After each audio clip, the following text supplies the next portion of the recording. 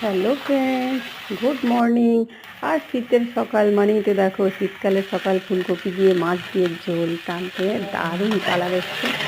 আর কী যে ভালো খেতে হয়েছে গরম ভাতে, কী বলবো। প্রথমে আমি রুই মাছটাকে একটু বেশি বড় বড় ছিল বলে একটু কেটে নিয়ে ভেজে নিলাম। তারপর ফুলকপিটাকে দেখো, আমি সুন্দর করে ফুলকপি আলু একসাথে চাপিয়ে দিয়ে, শীতকাল মানে তো গ্যাসেরও প্রবলেম হয়, তার জন্য অল্প তেলে নিয়েছি, দিয়ে জল ঢেলে দিলাম, নুন হলুদ দিয়ে জল ঢেলে চাপা দিয়ে ভালো করে সেদ্ধ করে নিলাম। তারপর আবার একটু তেল দিলাম, দেওয়ার পর তার মধ্যে দিয়েছি একটু টমেটো, গোটা কাঁচা লঙ্কা, হলুদ আর লঙ্কার গুঁড়ো অল্প একটু দিয়ে, আর একটু দইও দিলাম তার সাথে। টক দই দিলে ফুলকপিটা ভালো টেস্টি হয়। দিয়ে মশলাটা ভালো করে কষিলাম, তেলের মধ্যে গোটা জিরে ফোড়ন দিয়েছিলাম আর কি।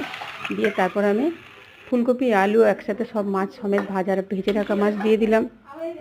দেওয়ার পর লাস্টে দেখো আমি ধনেপাতা দিয়ে নামিয়ে নিলাম।